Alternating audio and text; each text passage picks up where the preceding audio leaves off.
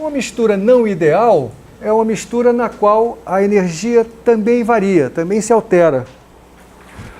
E vamos supor aqui que na hora que eu deixo A e B se misturarem, essa energia aumenta. É o caso no qual a interação entre moléculas diferentes é mais fraca do que a interação entre moléculas iguais. Um exemplo assim, cotidiano desse tipo de mistura é óleo e água. Se mistura óleo e água, a mistura que você obtém tem essa propriedade, que o ΔU da mistura é positivo.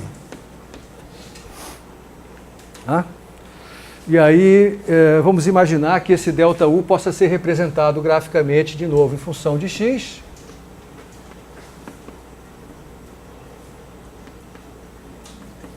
Entre 0 e 1, outra vez uma coisa parecida com aquela outra, né? Claro, quando x é 0 ou 1, eu tenho substância pura, não tem ΔU nenhum, porque só tenho moléculas de uma espécie. E agora, isso aqui então é o que eu vou chamar de mistura não ideal.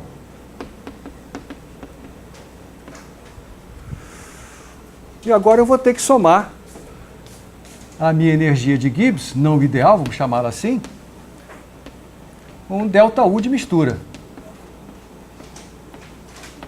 Então, a expressão completa fica com essa cara aqui.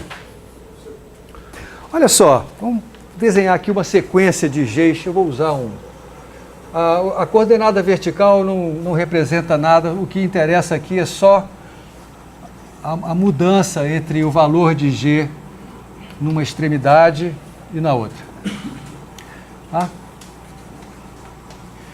Então, vamos supor que eu tenho uma temperatura baixa, temperatura zero.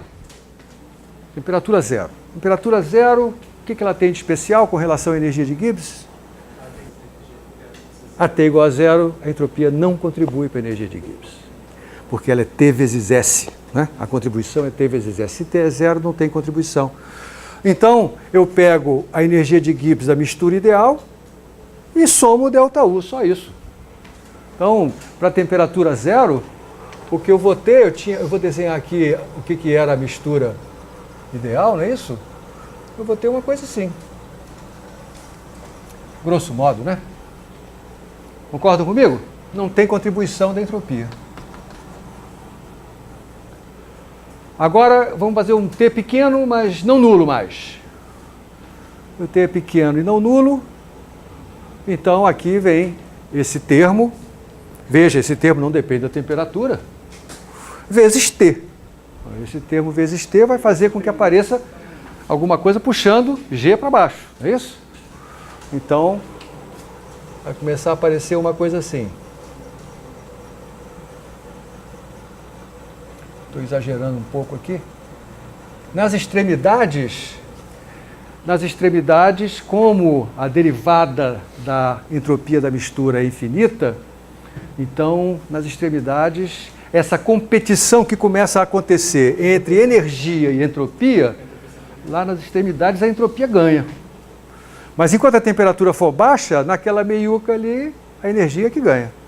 Não é isso? Ela pode fazer mais do que isso, criar mais pontos. Pois é, olha só.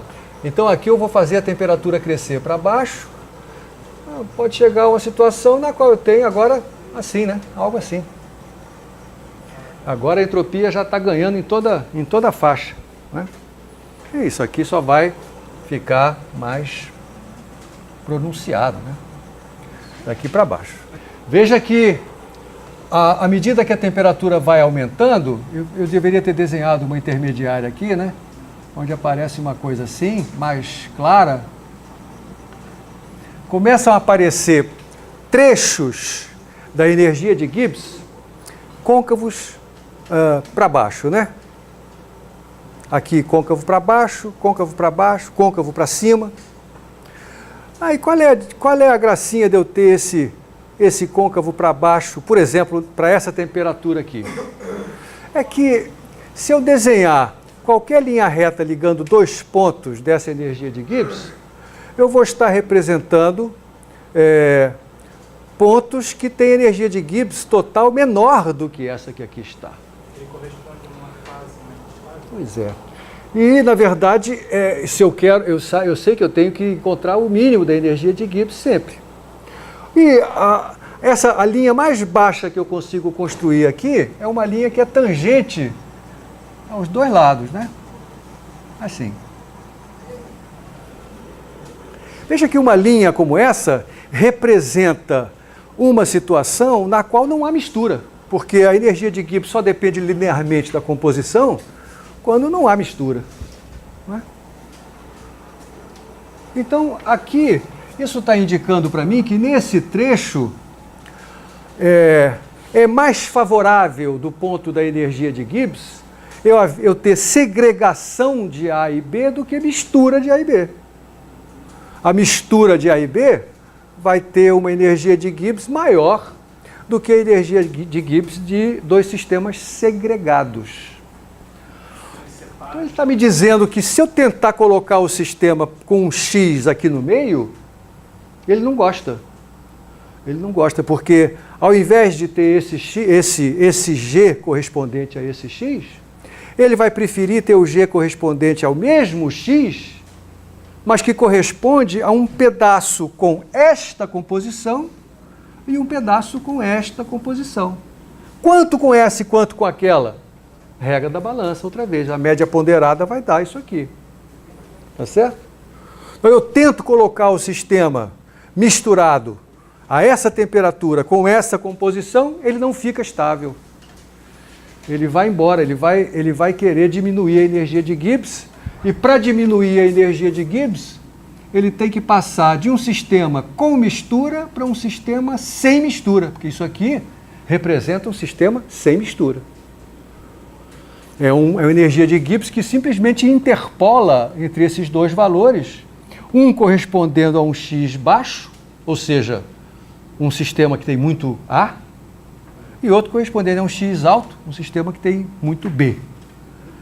Então, ao invés de eu ter moléculas de A e B todas misturadas, eu vou ter um grupo de A juntinhos e um grupo de B juntinhos. Tá certo? O grupo de A corresponde a esse X aqui. O grupo de A não tem só A, ele tem A e alguma coisa de B. Quanto de B?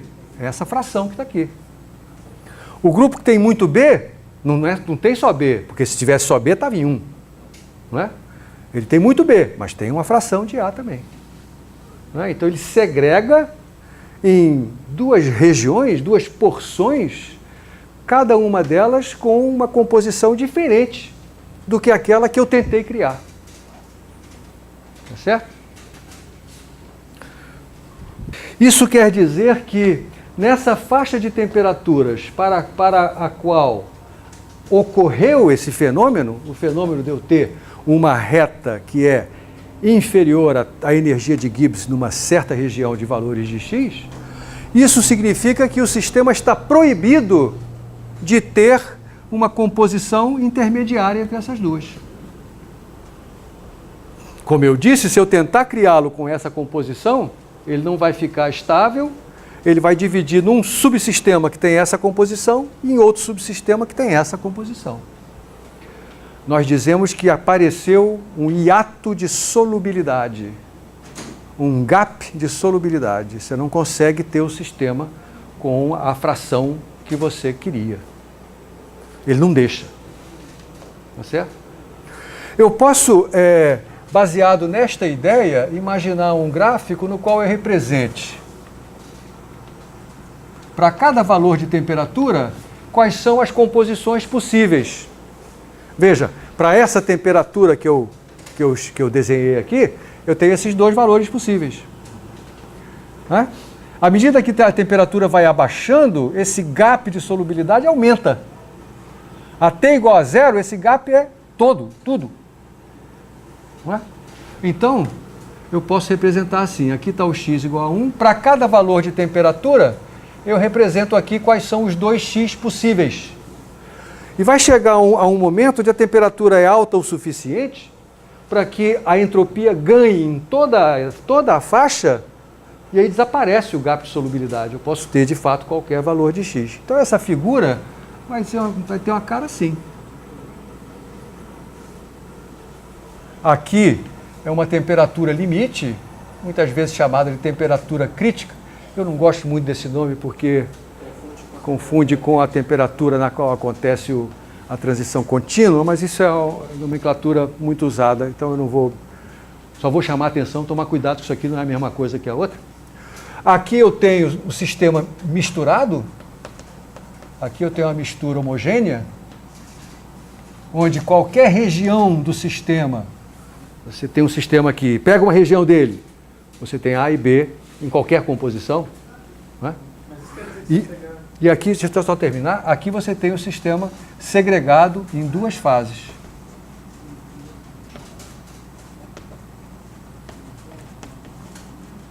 Então, dado uma temperatura, essa aqui, por exemplo, T1, você vai ter uma parte do sistema com esse valor de X, outra parte com esse valor de X.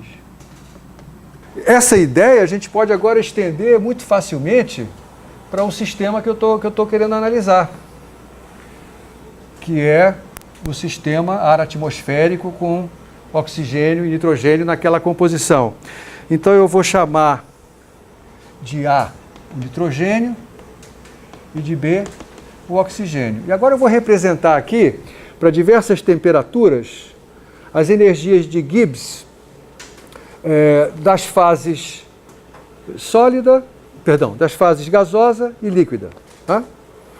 Então aqui, ó, aqui a primeira, quando T é maior do que a temperatura de ebulição do oxigênio, que é a maior de todas, né? Então, vou desenhar isso assim, ó.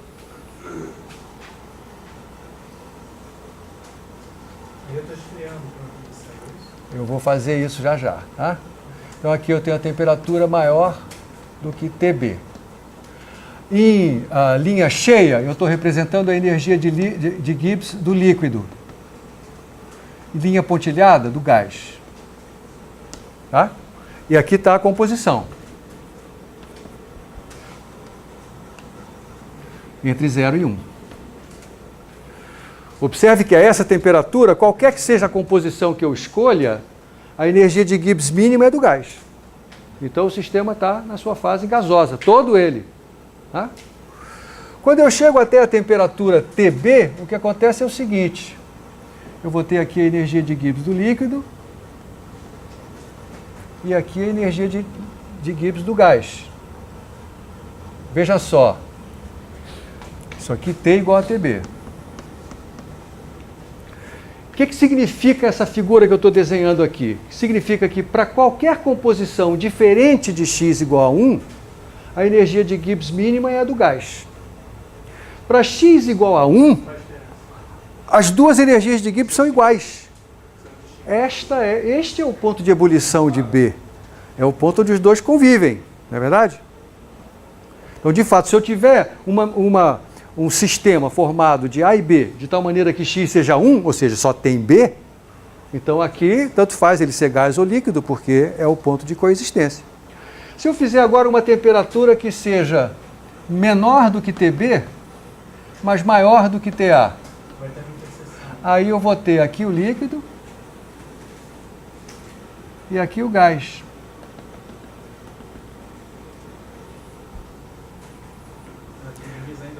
E veja, até por que a do gás cresce mais? Né? Você vê que ela está crescendo e ultrapassando a do líquido. Por que isso? Vamos ver, porque na verdade o que eu estou dizendo é, isso aqui tem a ver com dG, dt, né? AP e N constantes. Mas quem é dG, dt, AP e N constante?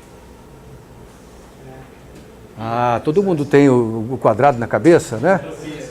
dG, dt, AP constante, quem é? Menos S.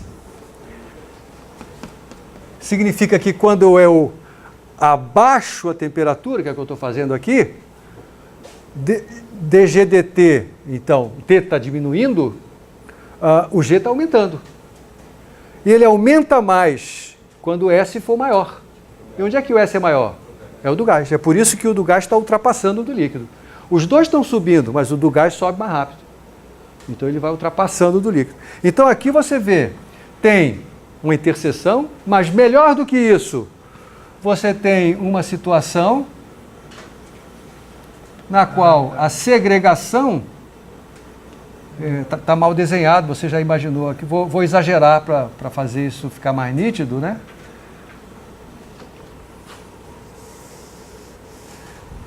Então você tem uma situação segregada que tem energia de Gibbs menor do que a energia de Gibbs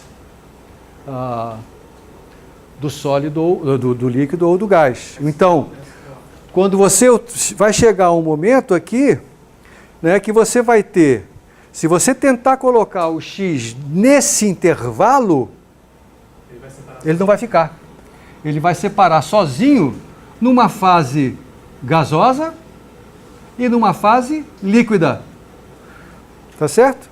A fase gasosa, veja, eu estou com o X por aqui, né? A fase gasosa tem uma composição que tem menos B do que o sistema no qual você começou. E a fase líquida tem mais B. Né?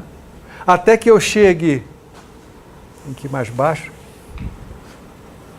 Até que eu chegue a temperatura igual a TA. O que vai acontecer quando eu tiver T igual a TA? Aí eu vou ter isso aqui, né?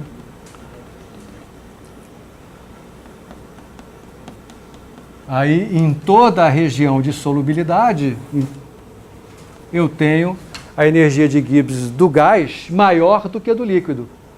Então, o sistema está todo na fase líquida, qualquer que seja o X com o qual você tenha começado. Tá? Agora, veja que esse desenho que eu fiz é exatamente semelhante a isso aqui.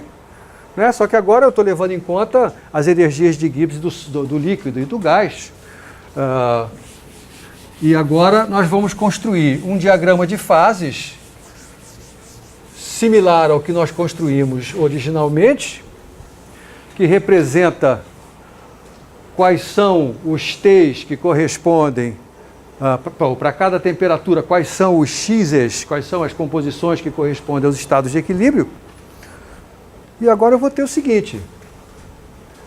Veja, aqui eu tenho, então, para um T intermediário entre o TB e o TA, eu tenho dois valores de X diferentes, um que corresponde à fase gasosa e outro que corresponde à fase líquida.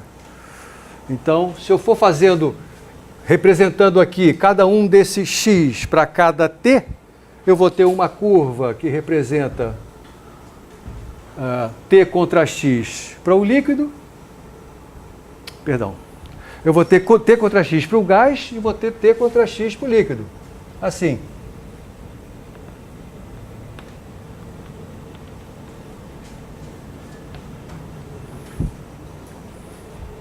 Aqui embaixo eu tenho TA e aqui o TB.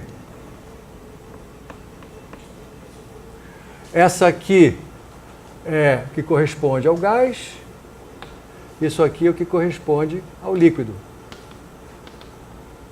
Você pode retirar os pontos que estão nessa curva líquido, são os pontos tirados da curva sólida nesse desenho, e o do gás nas curvas tracejadas. Tá certo? Então, abaixo disso aqui eu tenho líquido, acima eu tenho gás, e aqui eu tenho duas fases segregadas.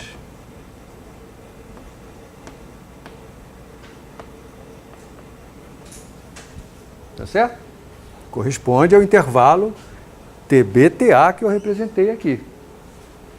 Agora vamos ver o que acontece quando eu tenho um sistema gasoso com uma determinada composição inicial e a uma certa temperatura inicial maior que TB. Aqui está. Tá bom?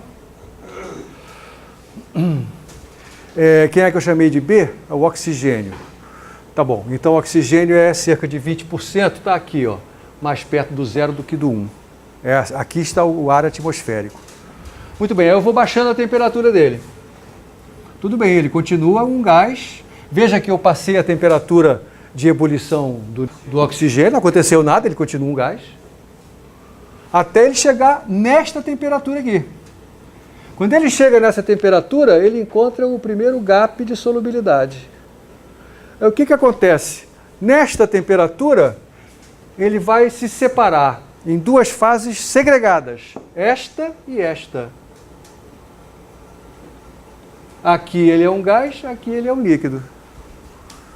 Esse líquido, observa que o X dele é muito maior do que o X original. Então ele tem uma composição que tem mais oxigênio. Aqui está, claro que não corresponde exatamente aos números reais, né? Mas aqui ele tem mais oxigênio do que tinha originalmente. Eu continuo baixando a temperatura. Ele gostaria de descer por aqui, mas ele não pode, porque essa região é proibida. Aqui tem gap de solubilidade. O que acontece? Quando eu baixo a temperatura, a porção que é gasosa aqui vai caminhar assim. A porção que é líquida vai caminhar assim.